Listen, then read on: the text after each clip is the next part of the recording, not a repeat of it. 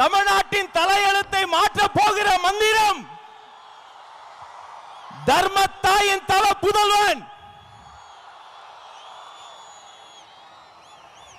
உங்கள் முன்னால் ஈரோடு மண்ணில் நம் கொள்கை தலைவர் மண்ணில் வெற்றி தலைவர் இதோ வருகிறார்.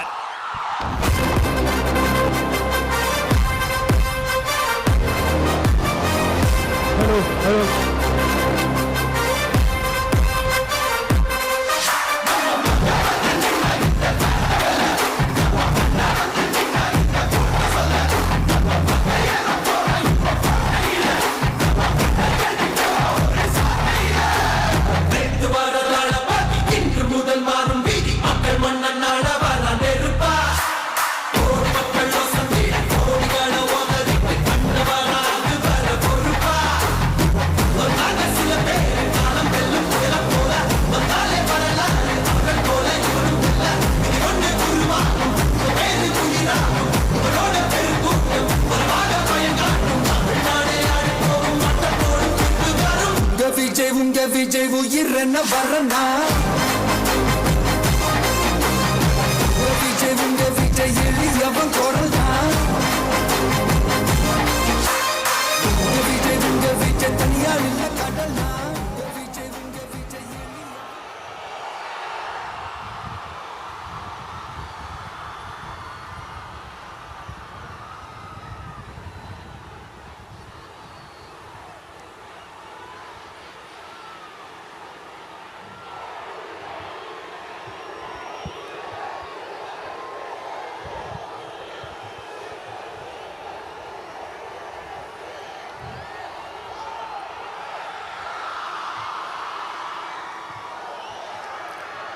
மஞ்சள்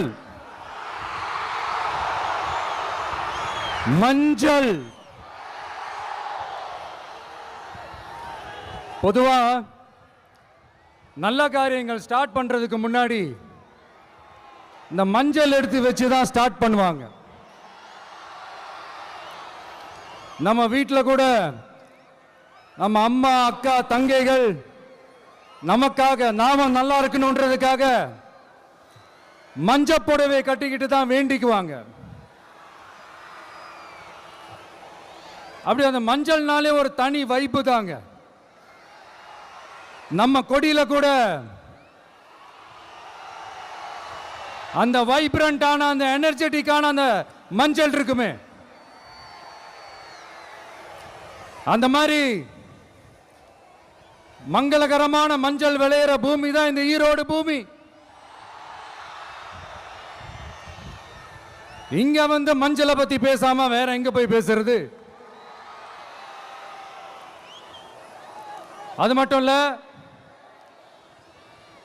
இங்க ஒரு மகத்தான ஒரு மனிதரை பத்தி நம்ம பேசி ஆகணும். இந்த ஈரோடு மண் விவசாயத்துக்கும் பேர் போன மண்.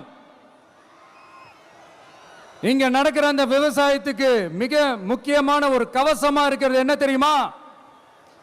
காலிங்கராயன் அணை, காலிங்கராயன் கால்வாய். காலிங்கராயன் அணை கட்டினதுலையும் கால்வாய் வெட்டினதுலையும் உயிரான உணர்வு பூர்வமான நிறைய விஷயங்கள் இருக்குது. அப்படி அந்த ப்ராசஸ்ல அவர் அந்த அணை கட்டும் போதும் கால்வாய் வெட்டும் போதும் ரொம்ப சோர்வடைஞ்சிட்டாராம். அப்ப அவங்க அம்மா அதை பார்த்துட்டு சொன்னாங்களாம், மகனே காளிங்கா, தயிர் வித்த காசு தாழ்வாரம் வரைக்கும் இருக்குது, மோர் வித்த காசு முகுடம் வரைக்கும் இருக்குது, அதை எடுத்துக்கிட்டு போய் அணைய கட்டியா கால்வாய வெட்டியான்னு சொல்லி தைரியம் கொடுத்தாங்களாம். பெத்த அம்மா கொடுக்கிற அந்த தைரியம் இருக்கு பாருங்க, அதை தாண்டி வேற எதுவுமே கிடையாதுங்க. ஒரு மனுஷனால எதையும் சாதிச்சு காட்ட முடியும். அப்படி ஒரு தைரியத்தை தான் இப்ப நீங்க என்னுடைய அம்மா அக்கா தங்கைகள் நண்பா நண்பிகள் தோழர்கள் எல்லாரும் எனக்கு கொடுத்திருக்கிறீங்க. அதே தைரியத்தை, அதே துணையா என் கூட நிக்கிறீங்க. இதை எப்படி நம்ம பிரிச்சு விடலாம்? இதை எப்படி நம்ம கெடுக்கலாம்? என்னெல்லாம் அவதூறுகள் நம்ம விஜய் மேல சொல்லி மக்களை நம்ப வைக்கலாம்? என்னெல்லாம் சூழ்ச்சிகள் நம்ம விஜய் மேல பண்ணி மக்களை நம்ப வைக்கலாம்? இப்படி சூழ்ச்சிகளை மட்டுமே நம்பி பொழப்ப நடத்துற சில சூழ்ச்சிக்கார கூட்டங்கள் இதை தொடர்ந்து செஞ்சுக்கிட்டு தான் இருக்கு. ஆனா அவங்களுக்கு தெரியாது, இது இன்னைக்கு நேத்து வந்த உறவு இல்ல. கிட்டத்தட்ட 30-33 வருஷத்துக்கு மேல இருக்கிற உறவு. ஏன், நான் சினிமாக்கு வந்தப்போ எனக்கு வயசு 10. அப்பல இருந்தே இந்த உறவு ஸ்டார்ட் ஆகி போயிட்டு இருக்கேன்னு அவங்களுக்கு தெரியாம போச்சு. அதனால என்ன பண்ணாலும், நீங்க என்ன ட்ரை பண்ணாலும், எல்லாத்தையும் விட்டுட்டு மக்களுக்காக வந்திருக்கிற இந்த விஜய மக்கள் ஒரு நாளும் கைவிட மாட்டாங்க. மக்கள் கூடவே நிக்கிறாங்க, கூடவே நிப்பாங்கன்னு அவங்களுக்கு தெரியாம போச்சு. என்னப்பா நிப்பீங்கல்ல? உங்களை நம்பிதாப்பா வந்திருக்கிறேன். அதான் இந்த சத்தம் தாங்க வாழ்நாள் பூரா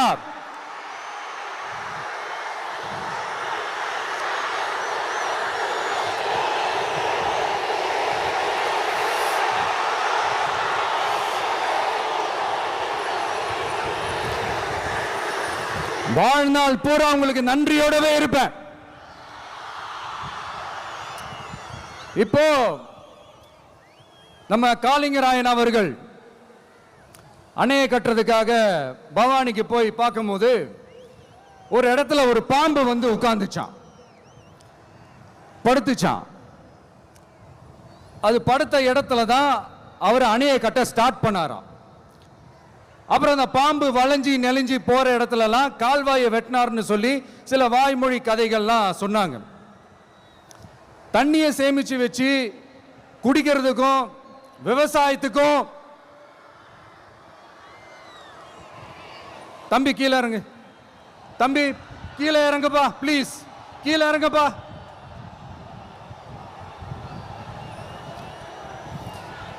ஓகே, தேங்க்யூ கீழே இறங்குங்க, கீழே இறங்குப்பா. நீ இறங்கினாதான் முத்தம் கொடுப்பேன்.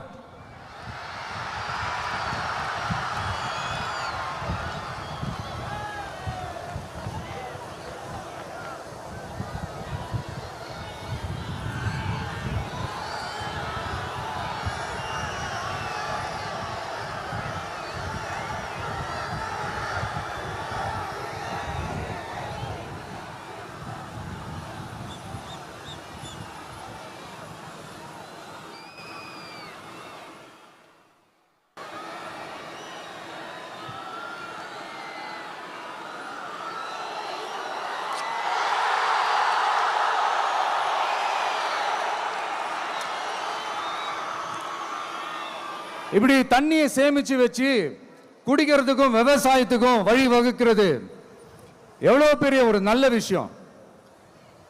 சோ இந்த மாதிரி நல்ல விஷயங்கள்லாம் செஞ்சிட்டு கதைகள் சொன்னா பரவாயில்ல, எதுவுமே செய்யாம கதைகளை மட்டும் அடிச்சு விடுறது எப்படி?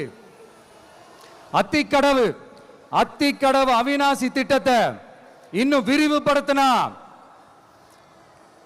அந்த 3 மாவட்டத்தில் இருக்கிற லட்சக்கணக்கான மக்களுக்கு எவ்வளவு பிரயோஜனமா இருக்கும்.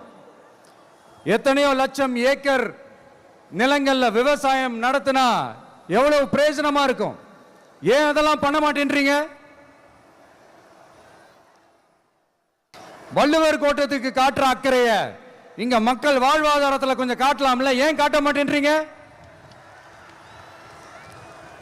இங்க என்ன கவர்மெண்ட் நடத்துறாங்களா இல்ல கண்காட்சி நடத்துறாங்களா? இந்த 21ஆம் நூற்றாண்டிலே மக்களை பத்தி எதுவுமே யோசிக்கிறது இல்ல. ஆனா அந்த காலத்திலேயே இது எல்லாத்தையும் பத்தி யோசிச்ச, மக்களை பத்தி, குடிக்கிற தண்ணியை பத்தி, விவசாயத்தை பத்தி, அணை கட்டுறதை பத்தி, கால்வாய் வெட்டுறதை பத்தி, இதெல்லாம் எங்கிருந்து? பவானியிலிருந்து நொய்யலாறு வரைக்கும் கால்வாய் வெட்டி இதெல்லாத்தையும் பத்தி யோசிச்ச காளிங்கராயன் அவர்களுக்கு கோடி கும்பிடு போட்டாலும் பத்தாதுங்க. இப்படி அந்த காலத்துல இருந்த ஒரு ஹீரோவை பத்தி பேசிட்டு இந்த காலத்துல அதாவது 1920th செஞ்சுரியில இருந்த ஒரு ஹீரோவையும் பத்தி நம்ம பேசி ஆகணும்ல. ஒருத்தர் இலகிய மனம் கொண்ட ஹீரோனா இன்னொருத்தர் இரும்பு மாதிரி அயன் மேன் தான். எஸ், நம்ம ஈரோடு கடப்பாறை தான்.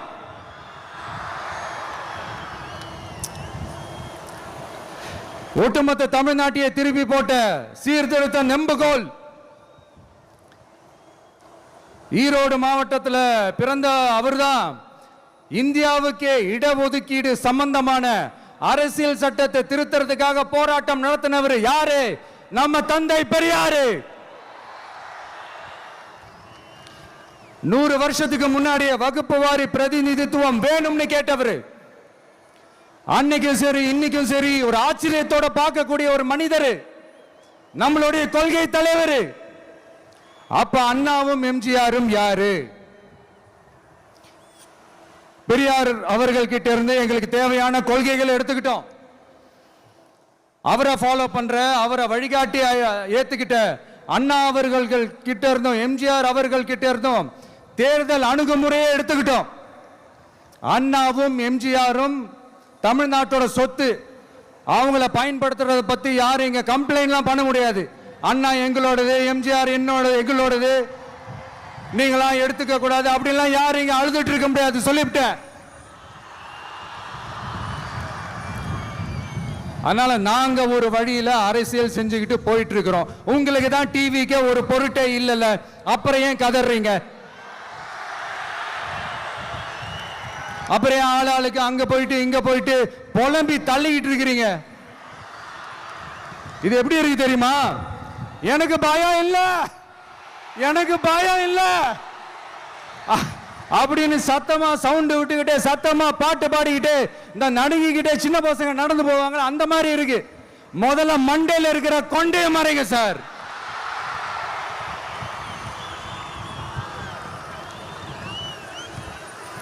சும்மா மாறு வேஷத்துல மறு வச்சுக்கிட்டு மீடியா ஆளு ரேடியோ ஆளுன்னு இவங்க ஆளுங்களை மாத்தி மாத்தி அனுப்பிக்கிட்டு இதெல்லாம் என்ன மக்களுக்கு தெரியாதுன்னு நினைச்சிட்டு இருக்கீங்களா?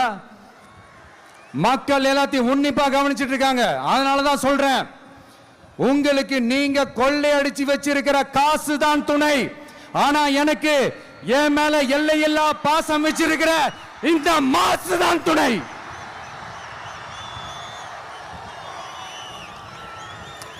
இப்படி நமக்கு துணையா இருக்கிற ஈரோடு மக்களுக்காக நான் இப்போ குரல் கொடுக்கலாம் வந்திருக்கிறேன். சரி, இப்ப விஷயத்துக்கு வருவோம். பெரியார் அவர்கள் கிட்ட இருந்த அந்த செல்வாக்கையும் அந்த பதவிகளையும் அந்த பவரையும் வச்சுக்கிட்டு அவர் என்ன சொன்னார் தெரியுமா? இவ்வளவு செல்வாக்கு, இவ்வளவு பதவிகள், இவ்வளவு பவர் இருந்தோம் நான் ஒரு 5 பைசா காசு சம்பாதிச்சிருப்பேனா?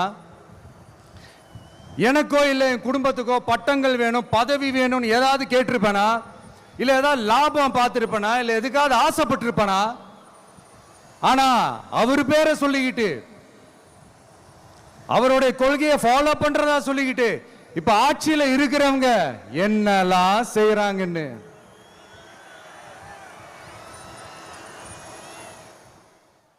அதனாலதான் சொல்றோம், பெரியார் பேரை சொல்லிக்கிட்டு தயவு செஞ்சு கொள்ளையடிக்காதீங்கயா, தயவு செஞ்சு கொள்ளையடிக்காதீங்க. அவரு பேரை சொல்லிக்கிட்டு பெரியார் பேரை சொல்லி கொள்ளையடிக்கிற இவங்க தான் நம்மளுடைய அரசியல் எதிரி. மக்களை நீங்க சொல்லுங்க, நம்மளுடைய அரசியல் எதிரி யாரு? நம்மளுடைய கொள்கை எதிரி யாரு? ரிப்பீட், நம்மளுடைய அரசியல் எதிரி யாரு? நம்மளுடைய கொள்கை எதிரி யாரு? உங்களுக்கு புரியுதுல்ல? எனக்கு அது போதும்யா, எனக்கு வேற எதுவுமே தேவையில்லை.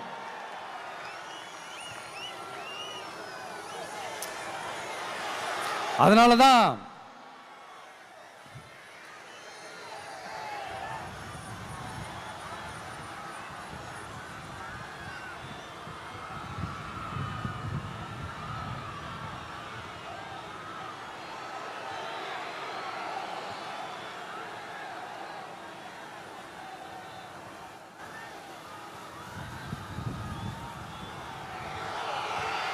உங்களுக்கு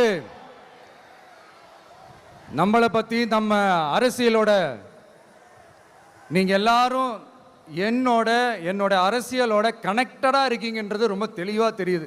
அதனால் எனக்கு அது போதும். அதனால தான் எதிரிகள் யாருன்னு சொல்லிட்டு களத்துக்கு வந்திருக்கிறோம். அதனால் அவங்கள மட்டும்தான் எதிர்ப்போம்.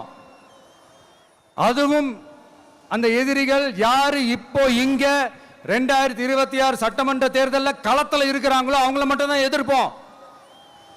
சும்மா களத்திலே இல்லாதவங்களையும்,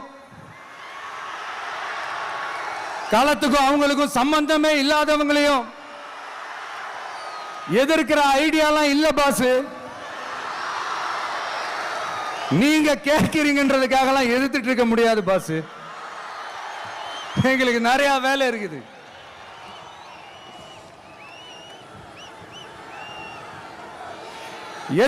எத்தனை பொய்யான வாக்குறுதிகள். வந்த உடனே நீட்டை ரத்து செய்வோம், கல்வி கடனை ரத்து செய்வோம், கேஸ் சிலிண்டருக்கு மானியமா 100 ரூபாய் தருவோம், என்னெல்லாம் அடிச்சு விட்டுட்டு இன்னி வரைக்கும் கேட்கிறேன், இதெல்லாம் சொன்னாங்களே செஞ்சாங்களா? இவங்க எப்பவுமே இப்படிதான், சொல்றது ஒண்ணு செய்யறது ஒண்ணு. திமுகவும் பிரச்சனைகளும் ஃபெவிகால் போட்டு ஓட்டின ஃப்ரெண்ட்ஸ் மாதிரி ஒன்னிலிருந்து ஒன்னை பிரிக்கவே முடியாது. இப்போ ஈரோடு பகுதியில் இருக்கிற பிரச்சனையை பத்தி பேசுவோம்.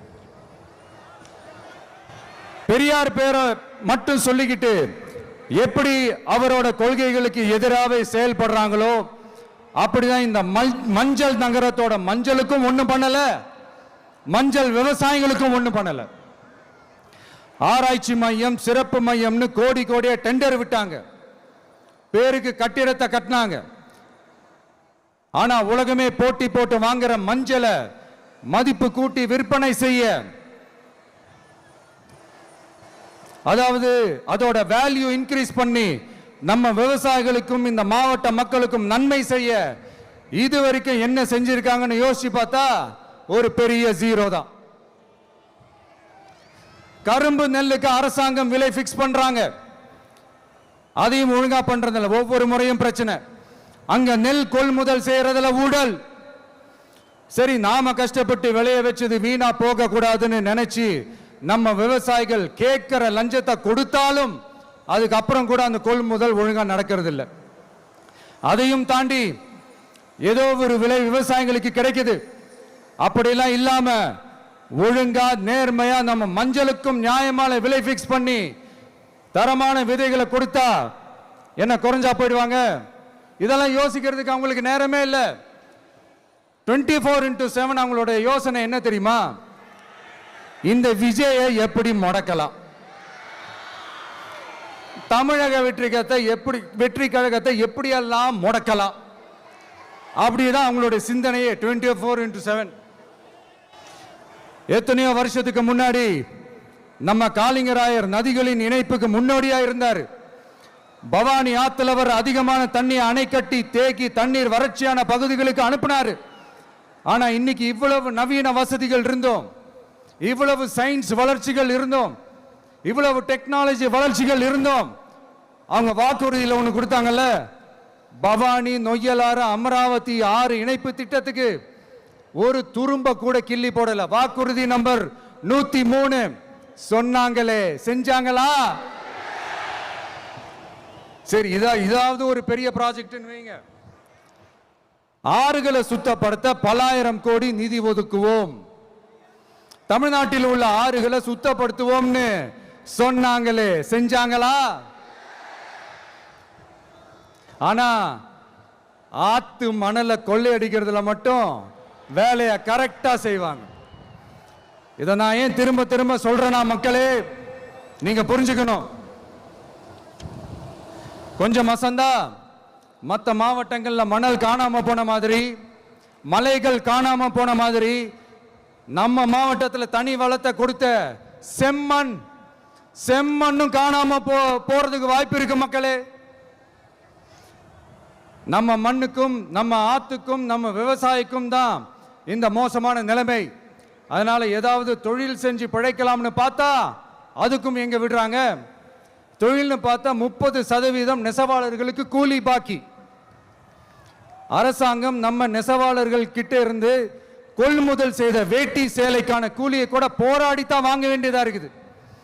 அது சலுகையோ உதவியோ நலத்திட்டமோ கிடைக்காது. நம்ம உழைப்புக்கான ஊதியம், நம்மளோட உரிமை, அதுக்கே போராட வேண்டிய நிலையில தான் இந்த அரசாங்கம் நம்மளை வச்சிருக்கு. நல்லா பார்த்துக்கங்க மக்களே, உரிமைக்கு குரல் கொடுத்தவங்க தான் இவங்க. சிறு குறு தொழில்கள் பீக் ஹவர்ஸ் சார்ஜ்னு கரண்ட்டுக்கு அநியாய விலை வச்சு அதையும் செய்ய விடாம நம்மளை முடக்கிடுறாங்க. அந்த பீக் ஹவர்ஸ் சார்ஜ் கொள்ளையால எத்தனை வருஷமா எவ்வளவு பேர் பாதிக்கப்படுறோம், எவ்வளவு தொழில்கள் பாதிக்கப்படுது. நாமளும் கத்துறோம், போராடுறோம், கோரிக்கை வைக்கிறோம். எதையாவது இவங்க கண்டுக்கிறாங்களா? கொஞ்சம் யோசிங்க. ஏன் கண்டுக்க மாட்டேன்றாங்கன்னு கொஞ்சம் யோசிங்க. அப்பதாங்க பிரைவேட்ல அதிக விலைக்கு கரண்ட் வாங்க முடியும், அதுக்கு டெண்டர் விட முடியும். அப்படி டெண்டர் விட்ட மேட்டர்ல எல்லாம் என்ன நடக்கும்னு உங்களுக்கும் தெரியும், எனக்கும் தெரியும், நம்ம எல்லாருக்குமே தெரியும். இந்த மாதிரி ஈரோடுல மட்டும் இல்ல, எந்த மாவட்டத்துக்கு போனாலும் பிரச்சனைகள் மேல பிரச்சனைகள் தான்.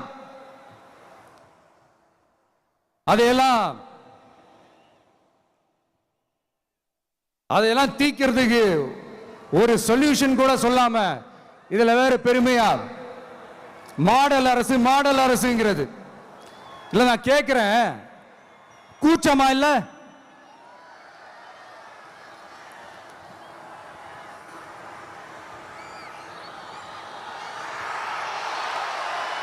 இதெல்லாம் கேட்டா அப்படியே நம்ம பக்கம் யூட்டர்ன் அடிச்சு வந்துருவாங்க.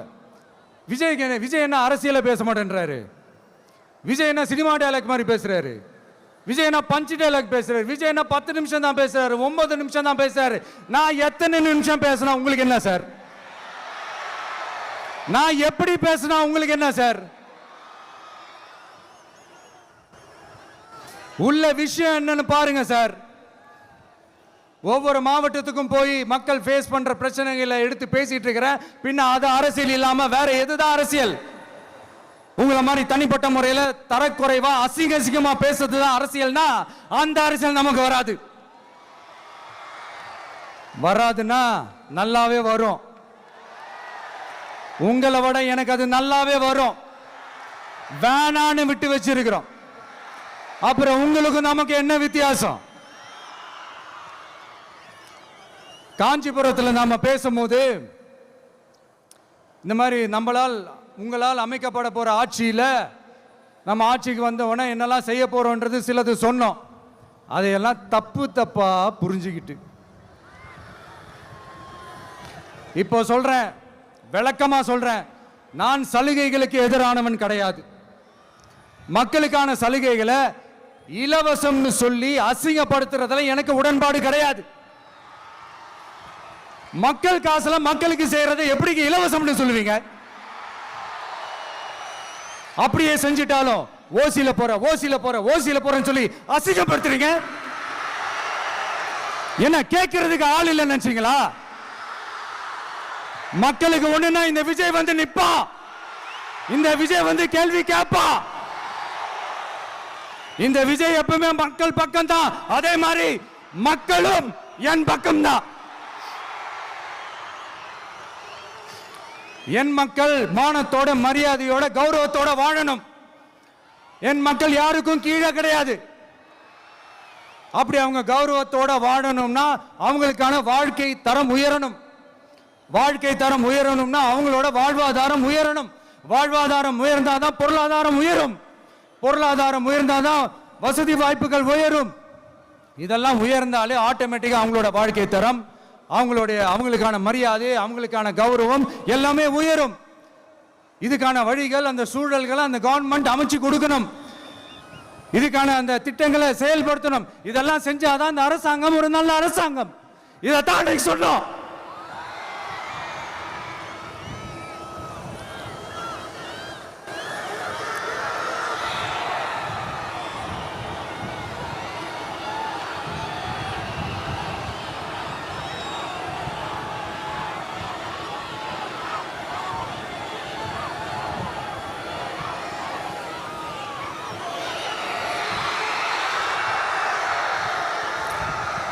இதைத்தான் இன்னைக்கு சொன்னோம். உடனே சொன்னா மட்டும் போதுமா? எப்படி செயல்படுத்துவீங்க? நாங்க என்ன வாயிலேயே வடை சுடுறதுக்கு டிஎம்கேவா? டிவிகேடா?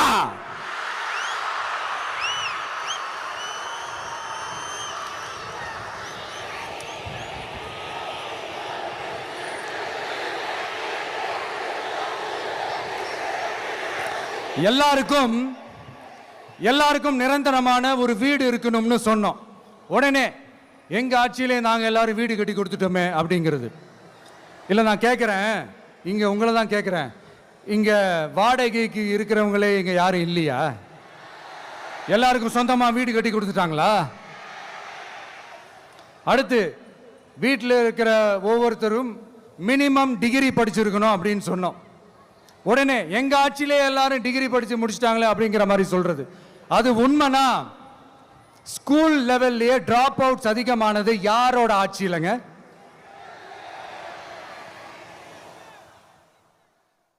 பசங்க பிள்ளைங்க யாரும் ஸ்கூல்ல சேரலன்னு சொல்லிட்டு எனக்கு தெரிஞ்சு 207 கவர்மெண்ட் ஸ்கூல்ஸ் மூடினது யாரோட ஆட்சியிலங்க? இதுல கல்வியில் சிறந்த தமிழ்நாடுன்னு டிராமா வேற. அடுத்து குடும்பத்தில் ஒருத்தருக்கு நிரந்தரமான வருமானம் வரணும், வேலை வாய்ப்பு கிடைக்கணும் அப்படின்னா நாங்க கொடுக்காத வருமானமா, நாங்க கொடுக்காத வேலையா அப்படிங்கிறது. எத்தனையோ லட்சம் காலி பணியிடங்கள் நிரப்புவோம்னு வாக்குறுதி கொடுத்துட்டு ஆட்சிக்கு வந்தீங்களே, எத்தனை லட்சம் காலி பணியிடங்களை நிரப்புனீங்க? அட்லீஸ்ட் 1 லட்சம் காலி பணியிடங்களாவது நிரப்புனீங்களா? இதெல்லாம் சொல்லிட்டு மக்களை ஏமாத்துறது யாரோட ஆட்சியிலங்க? அடுத்து ரொம்ப முக்கியமா, பெண்களுக்கு பாதுகாப்பு இல்லை, சட்டம் ஒழுங்கு சரியா இல்லைன்னு சொன்னா தமிழ்நாட்டில் பெண்கள் பாதுகாப்பு தான் அதிகமா இருக்குதான். நீங்க சொல்லுங்க மக்களே, பெண்கள் பாதுகாப்பு இருக்கு? சட்டம் ஒழுங்கு சரியா இருக்கு? அவங்க சொல்றது உண்மையா? அவங்க சொல்றதை நீங்க ஏத்துக்கிறீங்களா? சத்தமா கேக்குதா சார்? இதுதான் ரியாலிட்டி, இதுதான் நிஜம். நம்மளுடைய ஆட்சியில சட்டம் ஒழுங்குல சமரசமே இருக்காது. அதனாலதான் இவ்வளவு ஸ்ட்ராங்கா சொல்றோம், தைரியமா இருங்க மக்களே. இந்த மாதிரி விஷயங்கள்லாம் நம்ம மக்கள் கிட்ட எடுத்து சொன்னா உடனே இந்த இது எடுத்துட்டு வந்துருவாங்க.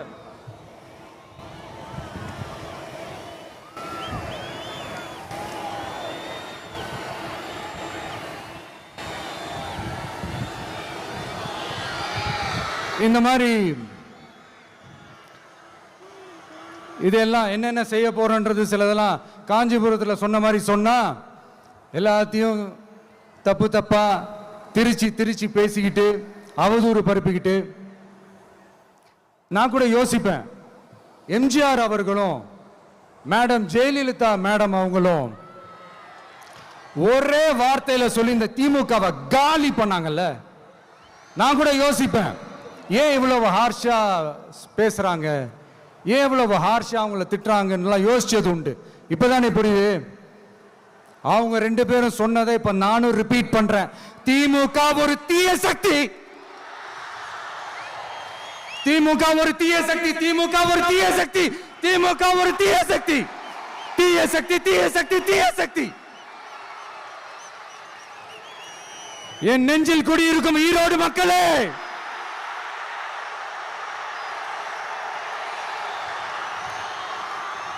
டிவிகே ஒரு தூய சக்தி. எப்படி?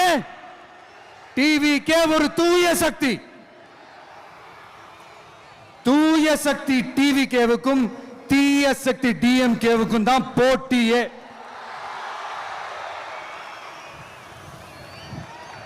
என்ன முடக்கலாம்னு நினைக்கிறீங்க, ஆனா இந்த சத்தத்தை ஒரு நாள் உங்களால முடக்க முடியாது. மக்கள் விரோத திமுக அரசை வீழ்த்த மக்கள் சக்தியான நம்மளால மட்டும்தான் முடியும். அண்ணன் செங்கோட்டையன் அண்ணன் அவர்கள் நம்ம கூட வந்து சேர்ந்தது நமக்கு ஒரு மிகப்பெரிய ஒரு பலம். அந்த மாதிரி செங்கோட்டையன் அண்ணன் அவர்கள் மாதிரி இன்னும் நிறைய பேர் வந்து சேர இருக்கிறாங்க. அவங்க எல்லாருக்குமே அந்த உரிய அங்கீகாரத்தை கொடுப்போம். அது மட்டும் இல்லை, அப்புறம் இன்னொரு விஷயம் சொல்ல மறந்துட்டேன். இப்போ ரீசண்டாக ஒரு இடத்துல நம்ம சிஎம் சார் அவர்கள் பேசும்போது சொன்னாங்க, என் கேரக்டரையே புரிஞ்சுக்க மாட்டேங்கிறேன். இது சினிமா டயலாக் இல்லையா? நான் ஏதாவது பேசினா சினிமா டயலாகா? சார் பேசினா அது சினிமா டயலாக் இல்லையா? சிலப்பதிகாரத்திலிருந்து எடுத்ததா அந்த லைனு, என் கேரக்டரையே புரிஞ்சிக்க மாட்டேன்றது. உங்களை எப்படி தான் சார் புரிஞ்சுக்கிறது?